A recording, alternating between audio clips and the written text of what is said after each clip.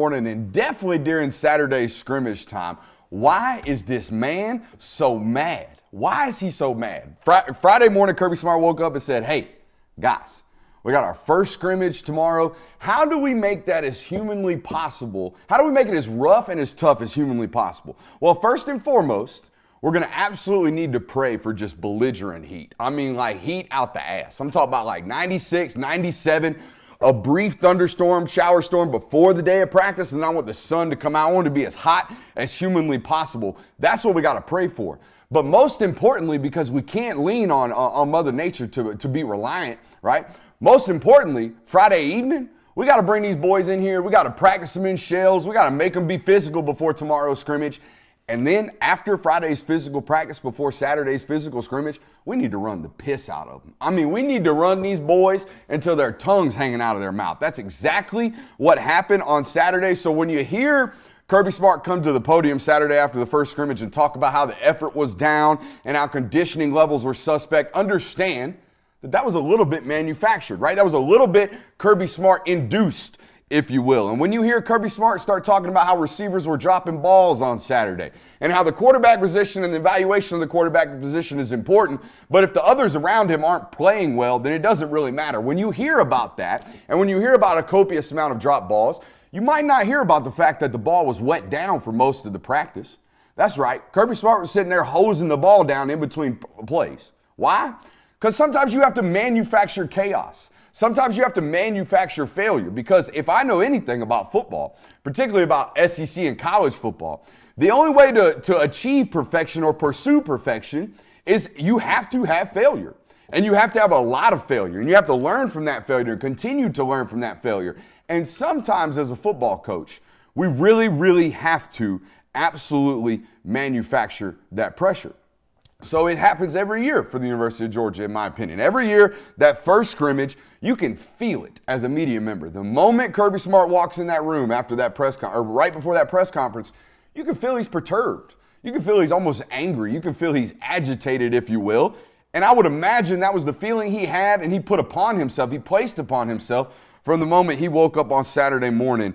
All of those things were his way of, quote unquote, providing smoke. We asked Dale McGee about whether or not that smoke was free for everybody on that roster and in that building. And it 100% is. And Saturday morning, Kirby Smarts woke up ready to give that smoke. And that's exactly what he gave in his practice and his scrimmage on Saturday. We got a loaded show for you guys tonight. Going to talk some more scrimmage observations outside of why he's so mad.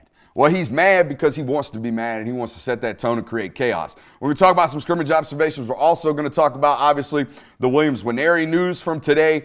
Talk about Stetson Bennett's debut in the NFL. My God, that boy was slinging it. We'll give you a brief observation from Friday night, and we will talk about one of the more interesting comments I've heard Kirby Smarts have in a while regarding the quarterback position. But first, I want to ask you to hit that thumbs up button, hit that like, hit that subscribe, hit all that good stuff over on your channel, however, wherever you found us. We appreciate you for being here today.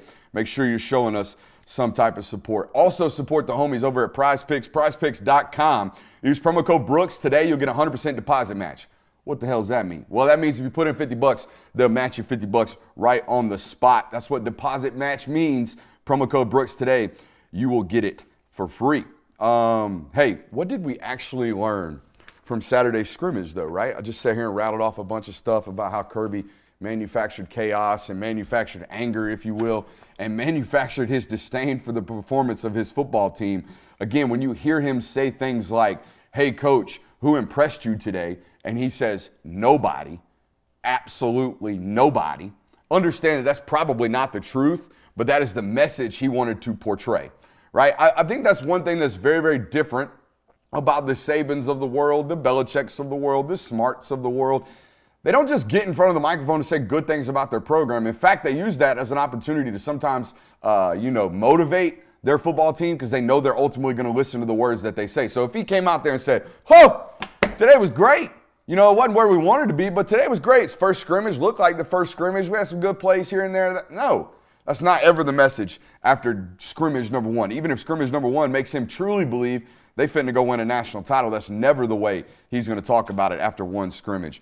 But again, what did we actually learn? So we dumped a whole load of nugs over on patreon.com/Brooks Austin.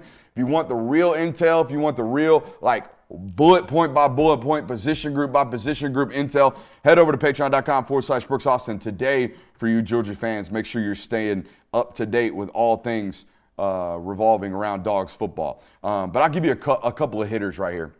Look, we talk about this offensive line unit we have for a while. That offensive line unit kind of got stuffed into a barrel on Saturday, it sounds like, in short yardage situations. Now, again, these could be manufactured successes and manufactured failures, right? You have a defensive line unit who we've all told, and we've told you on this network, hey, they might struggle this year. They might be a little different than they have been in years past. Well, after scrimmage 1, guess who was the darling, child in the performance department? The interior defensive line. So I'm not saying things were stacked against them. They performed well. The offensive line did not on Saturday. That's one thing we definitely heard about in droves. Oscar Delp, we've told you on this network, has been gaining weight. Okay, getting prepared to play that end-of-line tight end role that has been left vacant by Darnell Washington heading to the NFL, who, by the way, has been manhandling NFL football players on Sundays, so be paying attention to that. But Oscar Delp has morphed into that role, right? Gained weight over this offseason. What did we see, not only here, but what did we see on Saturday via Georgia's social media departments? Well, Oscar Delp, big number 4 at 250 pounds, running away from defensive backs after the catch. That's vital to me, guys, to be able to see a 250-pound kid who was 230, 225 pounds just 18 months ago, still maintaining the explosivity that made him a high 4-star, almost 5-star type of talent. That's vital in my opinion, based off the intel and the observations that we got. The other thing, and this has kind of been an intel point all camp, if you will, and even all summer over on patreon.com/Brooks Austin, just copious amounts of plugs for Patreon today. But this guy we've been talking about basically since he enrolled, and that's Jonah Aguero. He's going to play this year, guys. I was told 2 minutes there was an emphasis on getting Aguero onto the field rather with the ones at that star position because his ability to play man-to-man coverage is coveted and will be coveted on this defense this year. So Jonah Aguero continuing to stand out. And the other one, I don't know how much people have talked about this one, but I do expect Marvin Jones Jr. to kind of take the twos reps, if you will. He's going to be the Robert Beal to the Nolan Smith last year. Take the secondary reps of the Jack, the Chaz Chambliss to the Robert Beal, if you will, like that secondary Jack that will also play a little bit of Sam. That's going to be Marvin Jones Jr. from what it sounds like, the guy that's going to kind of spill Chaz Chambliss on first and second down. But when it comes to who's going to be the outside linebacker that has like really, really gifted opportunities as a pass rusher, sounds like it's going to be Damon Wilson this fall. Okay, so Damon Wilson going to wear number 35, one of the ugliest numbers for a 5-star and a true bona fide like potential freshman All-American that I've ever seen. Got to get him out of the 35, but he's going to be a baller this year based off everything we are hearing. There's been some serious flashes from Damon Wilson in camp. So, dude, that's a 10-minute rambling session from yours truly. Let's bring the boys in, Kirby and Jay Will. How we doing today, fellas? Doing fantastic. Excited for week 2 in the studio. Yeah, no doubt. How we doing? I'm pissed, bro. I got sunburned today. You got sunburned? How'd you get sunburned? I was doing yard work. Had the dumbass idea to go shirtless and pull weeds for an hour, so I'm suffering right now. I'm not gonna So lie. it was the pulling the weeds, not the cutting the grass that got the back burnt? I guess so, because, I mean, when you're mowing the grass, you're moving around. Yeah.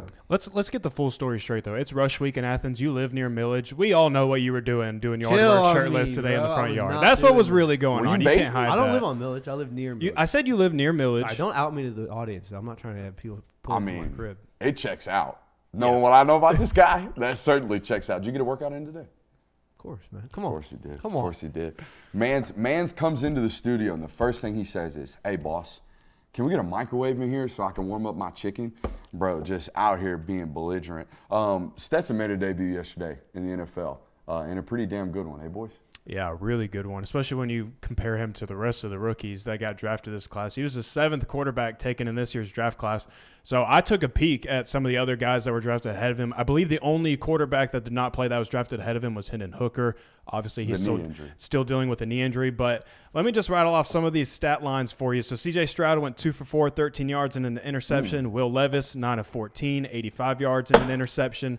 Anthony Richardson, 7 of 12, 67 yards and an interception. Bryce Young, 4 for 6, 21 yards. Jake Haener, 10 for 17, 105 yards and a touchdown and an interception. I threw in Max Duggan, 2 for 4, 19 yards. And then Stetson Bennett, 17 for 19, 191 yards and a touchdown. Max Duggan was drafted ahead of Stetson? No, I just threw him in there. I just threw him in there to replace Hooker because he was not. Okay. Yeah. Yeah, no, Stetson had a day yesterday. Did you give the stat line? Yeah, 191 yards, 17 for 29. And the 29 attempts was like, that's in one half. He basically got like the back end of the second quarter right, and then the whole second half. That was exactly my biggest takeaway, was that when you look at the rest of the rookies, he was really the only one that got like a full workload that you might see from a guy in a game. And so I think that's pretty significant.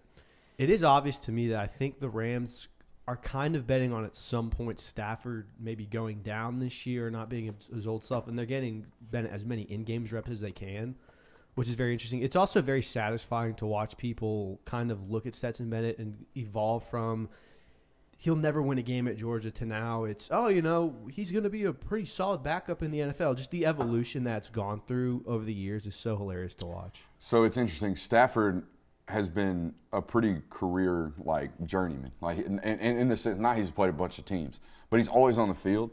He's only had 1, 2, 3 seasons where he's had a season-ending injury. The rest of the seasons, he started every single game that he was available for. So Stafford not really prone to injury, but over the last couple of years, he's had issues, particularly with his arm. He's had an elbow injury, had to have surgery, I believe it is, on it, and it's not something that feels 100% clean.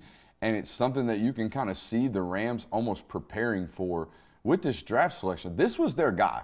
Like, if you listen to anything Les Snead, the general manager, has said, if you listen to anything Sean McVay has talked about, Stetson Bennett was, I'm not going to say QB1 on their draft board, but Stetson Bennett was a priority in this draft based off what he did in college and what he looked like in Monken's system that's not like eerily similar, but it's pretty daggum close to what San Francisco and all these teams and all these Kyle Shanahan coaching trees, which McVay's a part of, are a part of, right? This under center, going to run a lot of jet motion, going to snap and have mesh points, and we're going to have a predominantly rolling quarterback. The quarterback's always going to be rolling out of the pocket. And when you listen to McVay talk about Stetson's performance last night, those are the things that he highlighted, right? We loved seeing him do the things that basically we drafted him for, his athletic ability, his ability to extend plays, and his ability to throw on the run. To me, what stood out was he was processing yesterday. There was, I would say, 4 or 5 times where they're in a 3rd and medium, like a 3rd and 4, 3rd and 5, 3rd and 6.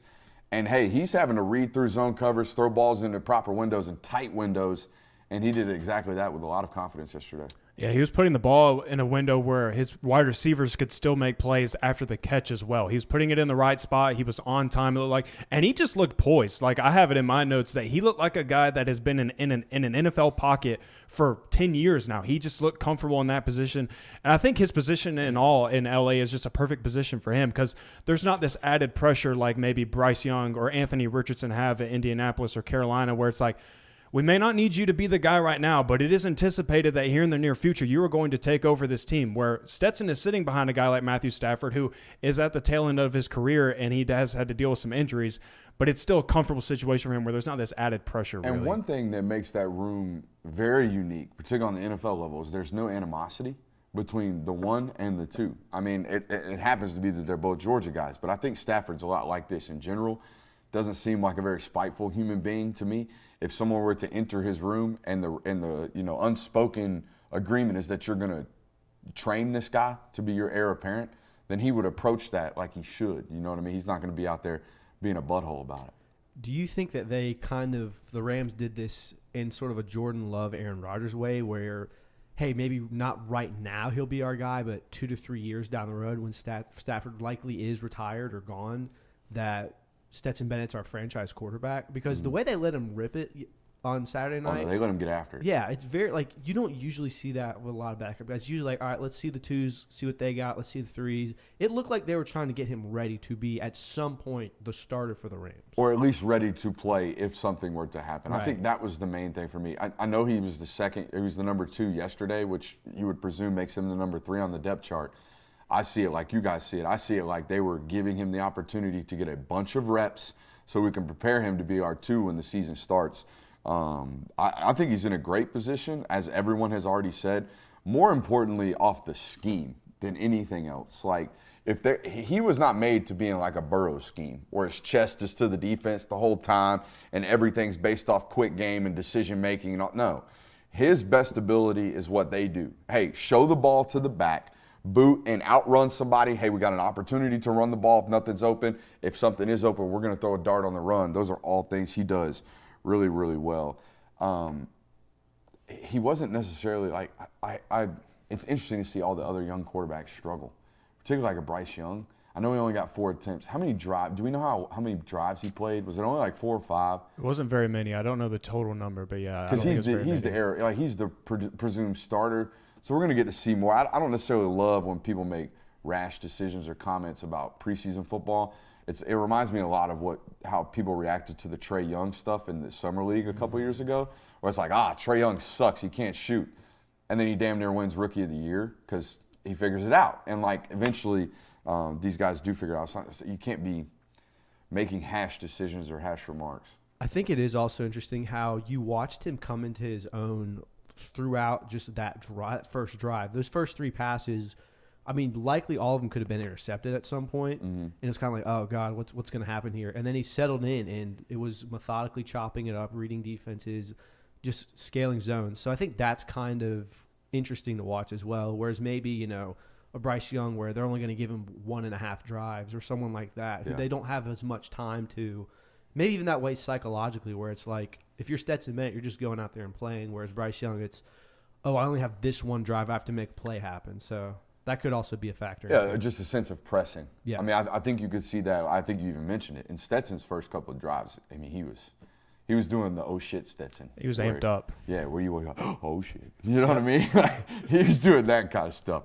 But hey, what a hell of a debut from Stetson Bennett. I want to take the moment to ask you to hit that thumbs up button. You also saw another debut from a soon-to-be Georgia quarterback. I did see a debut. How about a transition from Christian Kirby over there? Yeah, we saw a Peach State debut from Dylan Raiola Friday night against Jones County. Jones County, a football program in South Georgia that has, 4 or 5 Division I football players. So it wasn't like they were out there playing slappies. They were playing some pretty good competition. And we only got to see him throw 7 passes, okay? Only got to see him conduct offense for, I think, 4 drives. He was out midway, like with 2 minutes into the second quarter, Raiola had been pulled, and they were playing the backups. But I know the dude can throw the football. We saw him out at the Elite 11, and we got a chance to really look at him up close and see him against the rest of his peers. And I even said coming back from L.A., this is not one of the guys that throws with like life on the football all the time. In fact, none of the great quarterbacks really do. Like Pat Mahomes can throw a ball every once in a while that is absolutely lasered, and it needs to be. But 95% of balls that Pat throws on Saturday are with touch. They're with finesse. They're layered over people. They're, over a linebacker and under a safety. They're thrown with finesse, right? Not everything's played at this position with horsepower. We don't always have to gas everything. We don't have to drive around like that all the time, right? Most of the time, it's a finesse position. Dylan Raiola plays with a tremendous amount of finesse. Like every ball appears and arrives catchable. Okay, so you won't see a lot of drops from receivers that play with Dylan Raiola because the ball does not arrive on them violent. Okay, it does not show up and just explode at the end. It shows up when it's supposed to, and it's nice and catchable. Again, can make every throw on the field, but doesn't feel like he has to throw it 100% every single time because in football, we don't. It's something that I have to tell quarterbacks all the time, young quarterbacks especially. They have gifted arms. They want to be gifted all the time. Sometimes we just got to do what the life or the project requires us to do, and he does a great job of that. The other thing I noticed about the dude, and like you would think this is duh, right? It would be like a duh moment, but it's not a translatable trait, right? The idea of football knowledge, just because I am football smart, or Jonathan is football smart, or Christian is football smart, that does not mean their children are going to be football smart. Just because you're tall, your kid might be tall. But just because you know how to identify mics and pick up hots and pressures and stuff like that is not acquired, or that's not passable knowledge. I can't pass that down to my kid. My kid has to search for that. My kid has to reach for that. My kid has to absorb all that knowledge. And that's exactly what Dylan Raiola has done. At 17 years old, having been on campus for 2 months, that dude knew every mic ID, that dude knew every hot, that dude knew every protection that there was, and he was calling them all at the line of scrimmage. Mic identifications are vital for your football knowledge. They are vital for your offense's ability to be on the same page. And if your quarterback understands all that, you're going to be miles ahead of where you're supposed to be the moment he arrives on campus. That's the number one thing I noticed, guys. His football acumen is through the roof. And again, I know his dad played 13 years in the league, but it's not something that's guaranteed. I know a lot of former NFL kids that, I'd rather play Madden. I don't want to sit down and study protections for the fourth week in a row. So a question I would have is, obviously you said he has a lot of knowledge around the game of football. How does that at the high school level though translate to the college level? Do you think that'll make his job easier? We're going to the board because honestly, Mike IDs never change. Okay? When I get to college, it doesn't matter. All right? When I get to college, it doesn't matter. When I get to the pros, it doesn't matter. Mike IDs are Mike IDs. So here's what we're talking about here. If I'm running inside zone this way, the first thing I need to do is identify with my offensive line where we are working, right? Where the front side combination block, meaning whoever's blocking this 3 technique, where it is working. Right? So I'm going to come to the line of scrimmage, and let's say this Mike is number 50. I'm going to say, Mike 50, Mike 50. That means, hey, this combination block is working here. Now, what it relays to everybody else, especially this guy, is that backside inside linebacker is probably going to be free because now the center is working front side to the Mike. The backside guard is walling off this nose by himself, and the tackle has a track to try to cut the wheel off coming this way. All right, so now you may ask, what happens in pass protection? How do things change in pass protection? Well, in pass protection, that's a nose, not a 3. Let's say in pass protection there are 6 guys in the box, but we only have 5 players to block them, okay? If there are 6 players in the box, but we are an empty, okay? If I call Mike 50, he's the point, Mike 50, that means the offensive line has these 5 guys and the Mike, or these 4 guys and the Mike. I am telling the offensive line who they have in protection. So that tells me as a quarterback, this is the terminology, I am now hot off the wheel. Okay, the wheel is mine. I'm taking responsibility for him. Everybody got that? Everybody understand Mike IDs? Everybody understands Mike IDs. All right. So yeah, how does it translate? Well, Mike IDs don't change. The combination point might change, right? We might get to college and we might run duo instead of traditional inside zone, which duo is instead of leaving the backside inside linebacker free, we're going to leave the front side inside linebacker free and hope he gets caught up in the wash. And we're going to take care of the backside, right? So those things are just situational changes and systematic changes. But identifying them, having the willingness and the knowledge to know who they are, that never changes. Any questions? That was it for me. I'm chilling. Yeah, so learned quite a bit about Rayola on Friday night, and I hope you guys learned quite a bit right there on that segment. Love that stuff. If you like that stuff, man, hit thumbs up. We're going to try to do a concept of the day every single day. I got another concept later. We're going to talk about the difference between the Mike and the Willie. We loved our conversations about Big Willies the other day on Patreon. We're going to bring that Big Willie talk to you guys. You drew one on the board just now. Huh? You drew one on the board just now. All right, Georgia missed on Williams Nwaneri today. It's all good. Couple things here off rip. Okay, number one, you had the commitment of Williams Nwaneri this summer, per my sources. Okay, I was under the impression that young man wanted to come to Georgia at one point during the season or during the summer. And number two, the other thing you need to know about this, until you start here in the state of Georgia implementing some type of NIL laws that allows you to do stuff like Missouri did today, you're going to lose players like you did today. This is the first commitment announcement I have been a part of or I've been around where I have seen obvious, credible talk where we are allowed to come out here and talk about money being a contributing factor. Name, image, and likeness being a contributing factor. Normally, we've had to talk about these things in the dark shadows and in the dark light. Apparently, this one's okay because for those of you who don't know, Missouri passed a bill this month, a bill that allows young high school players that have begun their financial aid applications to begin to receive payments from the university. This basically means that in August of my senior year, if I live in the state of Missouri, I could start making money in the state of Missouri. All right? I've never, ever on this channel been one to allow you, particularly as Georgia fans, to sit around here and say, oh, well, so-and-so chased the bag. We don't do a lot of pocket watching around here. I don't like it. But on this one, like I said, on all accounts, it seems we're allowed to be able to be out here talking about name, image, and likeness and his ability to make that money right now. And it drastically impacted his decision. If you've seen any of the coverage, if you talk to anybody that has sourced opinions on this and sourced information, the NIL law that got passed in Missouri 100% played a role in this decision, and it's probably going to play a role in Ryan Wingo's decision, okay? So it is impacting recruitments, which begs the question, is Georgia wrong for their current NIL strategy here? For those of you who don't know, Georgia has a very no bidding wars type of rule when it comes to name, image, and likeness. Some people, most of them are fans of lesser known football programs, will tell you that Georgia's the bag man. Georgia is the school that's out here paying for everybody.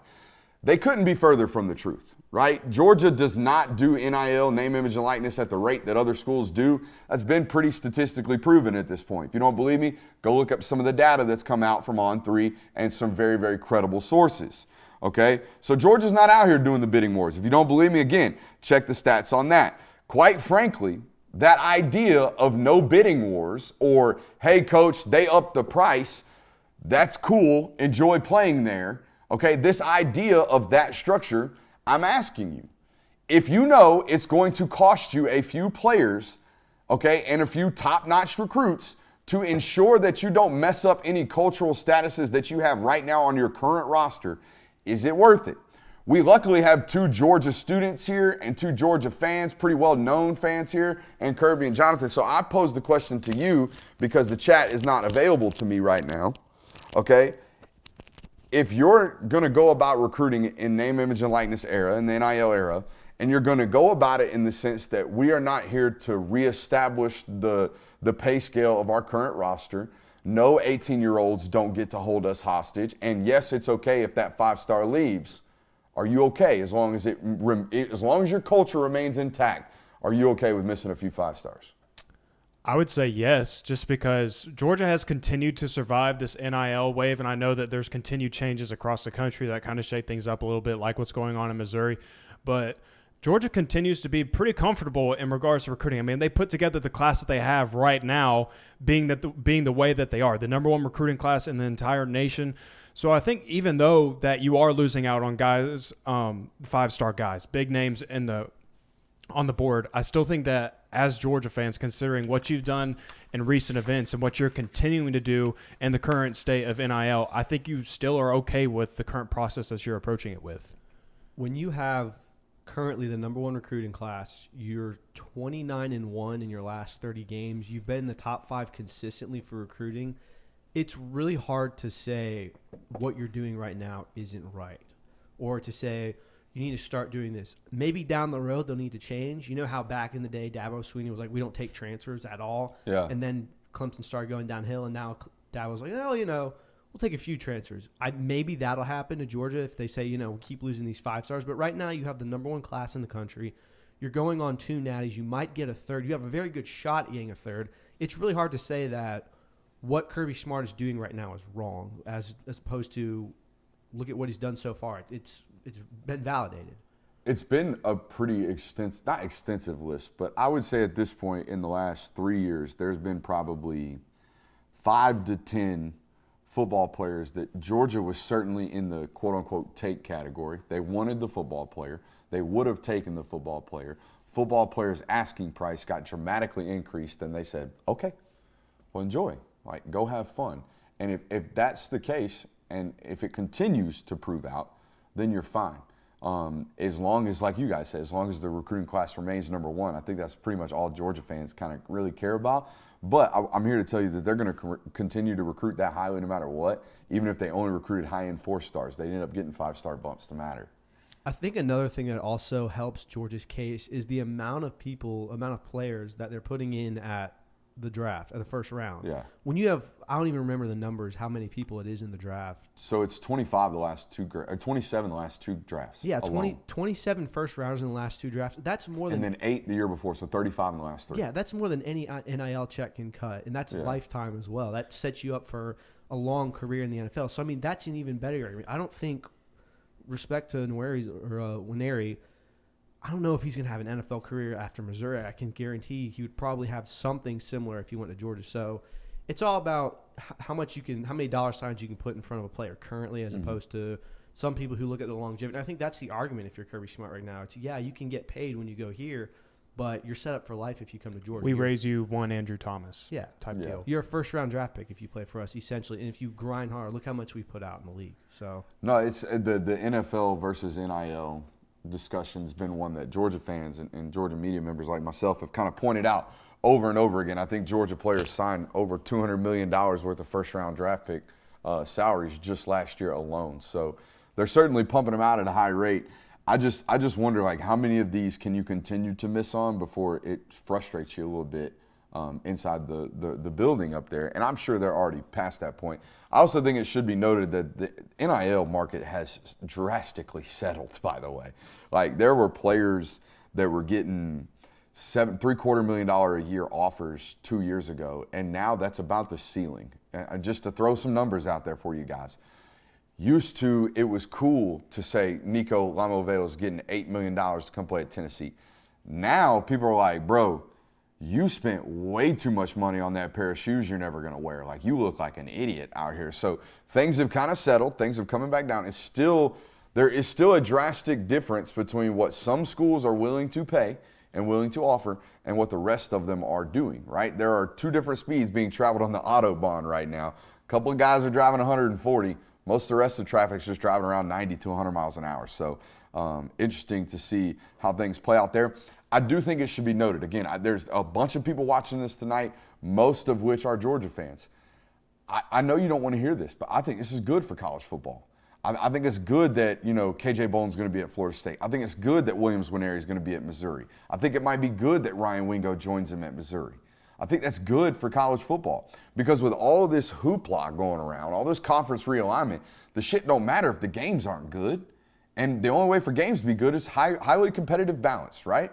Every single Saturday. And things like this lead to that, right? The ability for teams like South Carolina to land Dylan Stewart, that's huge. That's huge for the game of football and the game of college football. And not just your program. Your program's going to be fine. Okay, like the guys said, you're recruiting at the #1 rank in the world right now. There's still some targets left out there like LJ McCray and Aiden Breland. Not saying that you're going to land those guys, right? But there's still some really highly talented football players out there.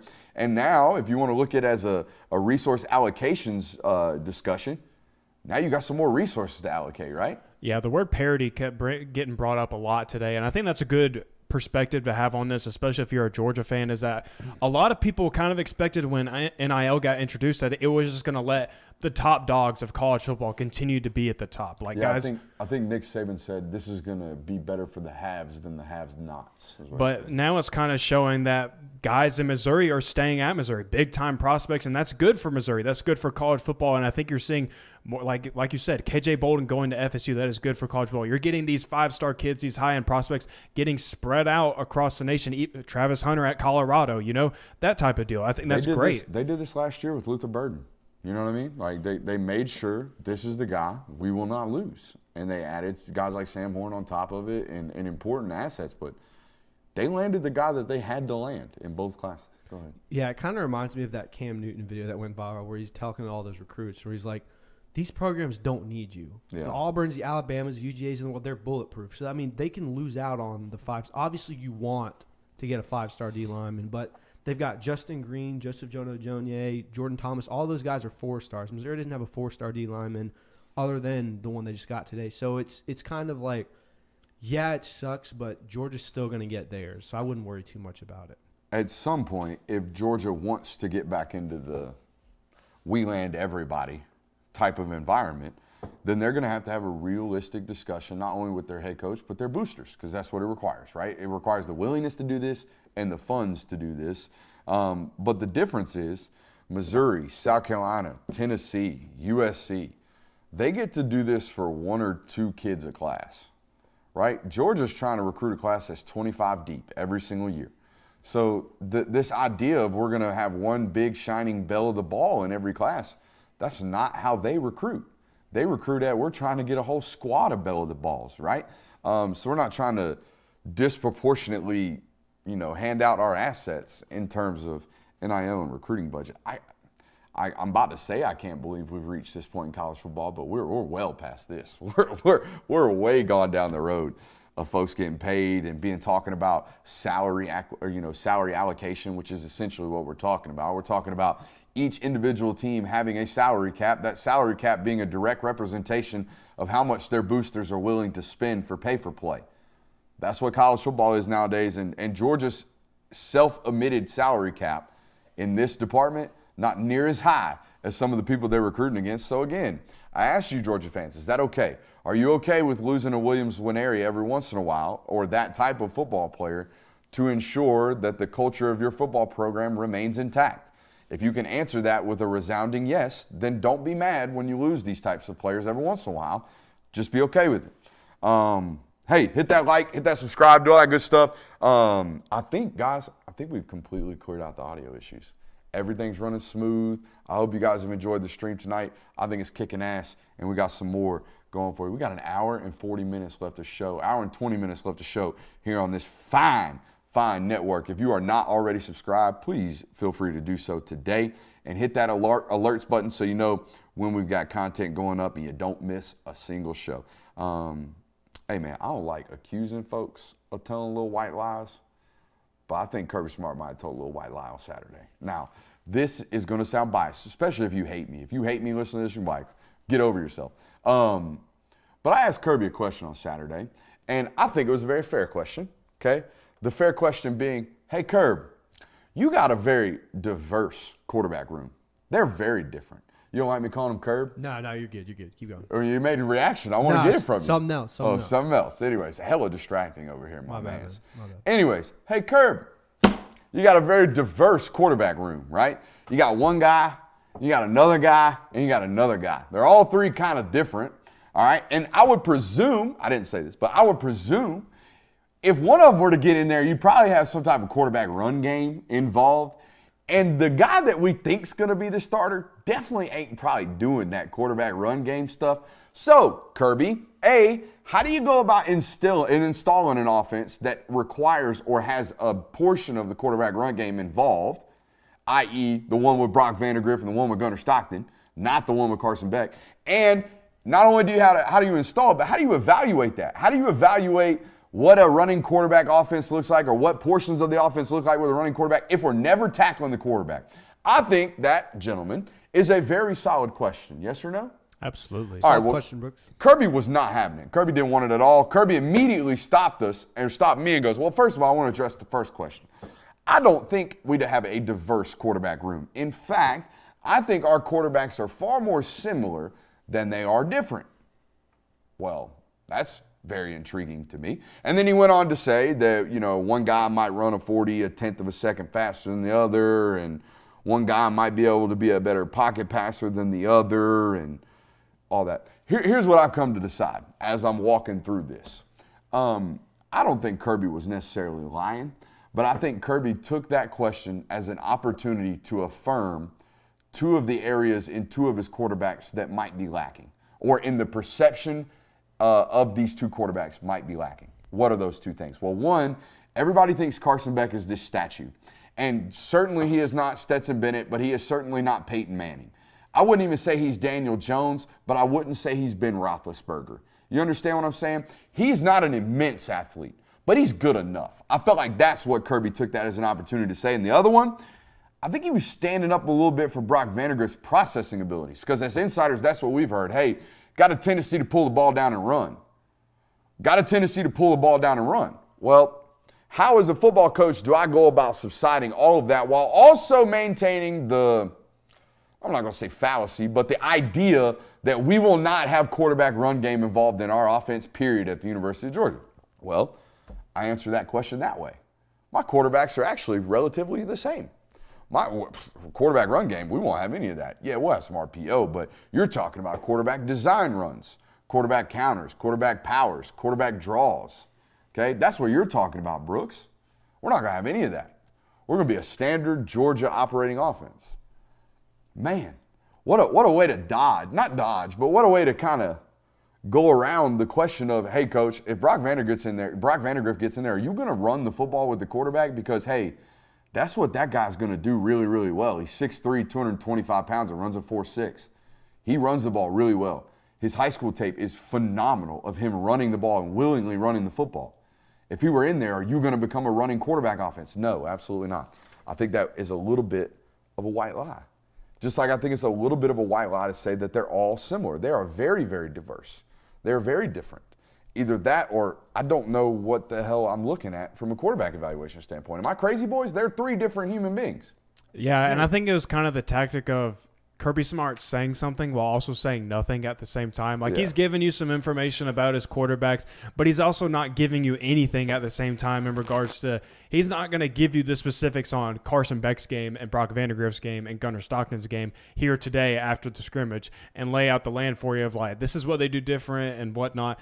So I think it's just one of Kirby's ways of, like, I'm going to answer your question by also kind of not answering your question at all.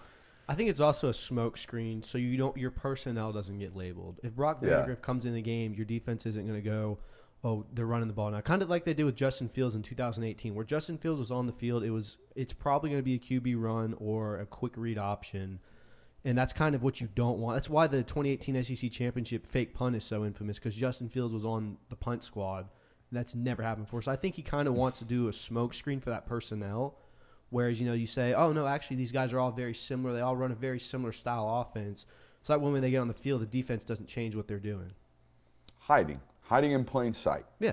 Everything this time of the year with Kirby's about secrecy, including how they make us do our job. You know what I got the schedule this morning for media availability? I got it at like 10 o'clock this morning on a Monday. What? Nice. Not Sunday night. Not Saturday morning. No. The next week's schedule got out on Monday afternoon. Trying to make it a little hard on Georgia media members. That's why I think this beat has like some of the best beat reporters in the business, because it is really, really hard to cover this football team. They make it hard by design, especially when it comes to intel. They're trying to be quiet, man. Trying to be quiet. So yeah, if you found someone on this beat that you like, give them their kudos, whoever they are. They're working their butt off, and it's a hard job to have. So shouts out to everybody out here doing that business. I don't think Carson Beck's going to be out here doing RPO reads, boys. I don't think he's going to be out here drawing up quarterback draws against cover one teams like he did last year against Auburn. Okay, 55-yard quarterback draw for a scramble for a touchdown ain't happening with 15 as starting quarterback. That's all I was trying to find out. But I didn't really have to ask it to find out. I kind of know. But it's good to hear him kind of go about it. Do we want to talk some more concepts? Let's do it. Hey, big discussion in the Georgia space as of late about what's a Mike, what's a Will, what's an inside backer, what's an outside linebacker, what is this? Okay, here on this channel, we don't even talk Mac, Money, Sam, Jack. We don't talk that. Okay, we talk Mikes and we talk Willies. Okay, particularly big Willies. That's what we talk about right here. Let's shut up and grind a concept right quick. Yeah, go look at that big Willie on the board. Chill out, bro. Chill out. Boom. Big Willie's all over the board. All right, so here we go. A discussion of Mike versus Will. Let's say a team comes out, all right, and they're in 2x2. Okay, slot receiver over here with the X. All right, they're in 2x2. Running back on the right, okay. We're going to put the 3 tech over here, the nose, the end, the mic, okay, and the Will. I'm not going to draw the defensive backs, but just assume there's 5 on the field. We're in nickel, okay? We are a nickel defense. Now, here's how we understand, or here's how we evaluate who is the mic and who is the Will. This is an easy answer for everybody at home. This will apply every single Saturday and Sunday, every Friday, Saturday, and Sunday that you watch football. You ready? The answer comes when teams go into empty. Okay, when they motion the back out, how the defense responds will tell you who has Mike responsibilities, who has Will responsibilities. So as this motion happens, when this Will travels out here and matches him, or this linebacker, let's say he's number 7, when that guy leaves the box and number 17 remains in the box, guys, he's the Mike, all right, and he's the Willie. All right, the same thing can be applied. Get a lot of questions at the University of Georgia lately about Jalen Walker. Is he an outside linebacker? Is he an inside linebacker? Guys, he's an inside linebacker that can rush the passer. What the hell does that mean, Brooks? Explain it to me. All right. Well, here's the deal. Georgia plays a lot of teams that go into 11 and 12 personnel, right? Just like they do. Kentucky is a football team like this. All right. So when a team hops in 12 personnel, Georgia likes to, or used to, like to play base personnel, meaning they're going to take two outside linebackers and put them on the field. These are traditionally their Jack, okay, and their Sam. In years past, the Jacks were guys like Azeez Ojulari, Nolan Smith. Okay, this year it'll be Chaz Chambliss. The Sams have always been the bigger, longer, faster body types, right? Guys like Adam Anderson, guys like Marvin Jones Jr. This year it'll be guys like Darius Smith, okay, and Damon Wilson. They were playing Sam. Now, when Georgia got into situations like this, they would play what's called a bear front. Okay, they would walk the end down on the line of scrimmage. They would bump the defensive line into a 0, 2 3s, and a 6 or a 7 over here, right?